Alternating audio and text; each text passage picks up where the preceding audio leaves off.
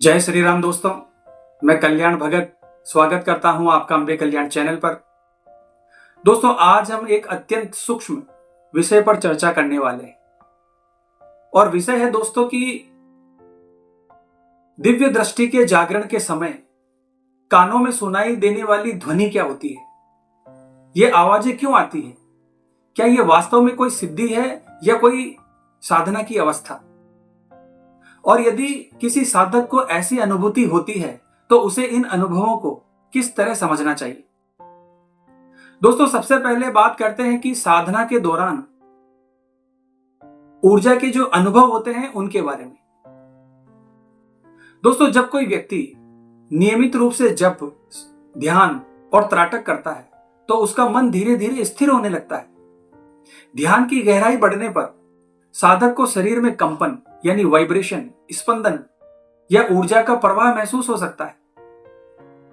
योग परंपरा में इसे कुंडलिनी जागरण की प्रारंभिक अनुभूति माना जाता है।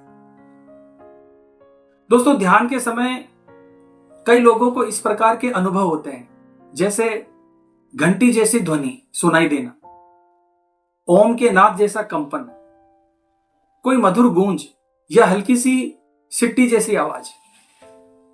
दोस्तों, योग शास्त्रों में इसे अनाहत नाद कहा गया है। अनाहत नाद का अर्थ है बिना किसी बाहरी टकराव के उत्पन्न ध्वनि। अब बात करते हैं दोस्तों कि कानों में ये ध्वनि हमें क्यों सुनाई देती। दोस्तों, जब हमारा मन बाहरी संसार से हटकर भीतर की ओर मुड़ता है तब आपकी संवेदनशीलता बढ़ जाती है। ध्यान की गहराई में मस्तिष्क की तरंगें बदलती हैं। ध्यान केंद्र यानी आज्ञा चक्र सक्रिय होता है। शरीर की सूक्ष्म अनुभूतियां अधिक स्पष्ट होने लगती है। इस अवस्था में कुछ साधकों को कानों में आंतरिक ध्वनि सुनाई देती है। दोस्तों, यह प्रक्रिया धीरे धीरे विकसित होती है, अचानक से कुछ भी नहीं होता। अब एक महत्वपूर्ण सवाल यह है दोस्तों कि क्या यह सभी को अनुभव होता है? तो ऐसा बिल्कुल नहीं है दोस्तों, क्योंकि दोस्तों हर साधक की यात्रा अलग अलग होती है। कुछ लोगों को कंपन या प्रकाश दिखाई देता है, कुछ को ध्वनि सुनाई देती है और कुछ को केवल गहरी शांति का आभास होता है। इसलिए यदि किसी को ध्वनि नहीं सुनाई देती तो इसका अर्थ यह नहीं है दोस्तों कि उसकी साधना गलत है। अब बात करते हैं दोस्तों कि ध्वनि को सुने कैसे। दोस्तों, यदि ध्यान करते समय कोई सूक्ष्म नाद सुनाई दे तो घबराना बिल्कुल नहीं है। उसे पकड़ने की बिल्कुल कोशिश ना करें। केवल साक्षी भाव से उस ध्वनि को सुने, मन को स्थिर रखें। धीरे धीरे वो ध्वनि स्पष्ट हो सकती है या फिर विलीन भी हो सकती है। दोस्तों, जैसे रेडियो किसी विशेष तरंग पर ही स्पष्ट रूप से सिग्नल पकड़ता है, वैसे ही हमारा मन भी शांत होने पर सूक्ष्म अनुभूतियों को पकड़ता है। और जब आपकी आंतरिक फ्रीक्वेंसी स्थिर और सकारात्मक होती है तो अनुभव और भी अधिक स्पष्ट हो जाते हैं। लेकिन ध्यान रहे दोस्तों, साधना का उद्देश्य केवल अनुभव जुटाना नहीं है, बल्कि आत्मिक शांति और जागरूकता प्राप्त करना है। अब बात करते हैं दोस्तों कि लगातार आवाजें आए तो क्या करें। दोस्तों, यदि ये ध्वनियां ध्यान के अलावा भी लगातार आने लगे, आपको परेशान करे, आपके काम में बाधा डाले, तो दोस्तों आपको दो कार्य करने हैं। ध्यान को संतुलित करें, अधिक जोर न डालें, और आवश्यकता हो तो किसी योग्य गुरु या चिकित्सक की सलाह लें।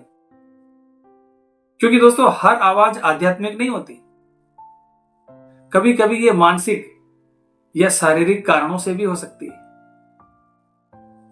अब बात करते हैं दोस्तों सावधानी के बारे में। दोस्तों, केवल दाहिने या बाएं कान की बातों को शुभ अशुभ से जोड़ना सही नहीं है। भय या भ्रम में बिल्कुल ना पड़े।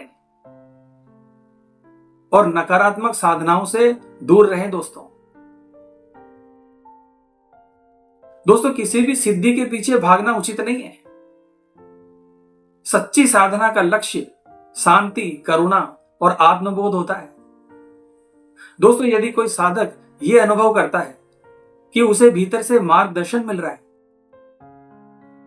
तो उसको इन नियमों का पालन अवश्य करना चाहिए। पहले मन को पूर्णतया शांत करें, नियमित जप और ध्यान करें, जीवन में संयम और सदाचार रखें। किसी भी अनुभवी गुरु का मार्गदर्शन लें। ऐसा करने से धीरे धीरे आपके अंतर्मन की जो आवाज है वो स्पष्ट हो जाती है। दोस्तों, कई बार अक्सर जिसे हम बाहरी शक्ति समझते हैं वो हमारी ही जागृत अंतःकरण होता है। ध्यान और जब से ऊर्जा बढ़ती है, आभामंडल सशक्त होता है और मन में स्पष्टता आती है। लेकिन साधना का लक्ष्य चमत्कार दिखाना नहीं है, बल्कि चरित्र का निर्माण करना है। जितना अधिक आप शांत बैठोगे, उतना ही भीतर का संगीत स्पष्ट होगा और अंत में वही नाद आपको गहरी शांति की ओर ले जाएगा। तो आज की वीडियो में बस इतना ही दोस्तों, वीडियो में दी गई जानकारी अगर आपको अच्छी लगी है तो वीडियो को लाइक और शेयर जरूर करना।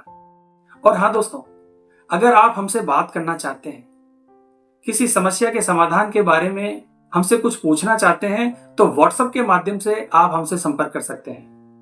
हमारे कॉन्टैक्ट नंबर वीडियो के डिस्क्रिप्शन बॉक्स में और हमारे चैनल पर दिए गए हैं। तो मिलते हैं दोस्तों इसी प्रकार की अगली वीडियो के माध्यम से। जय मां अम्बे, जय श्री कल्याण।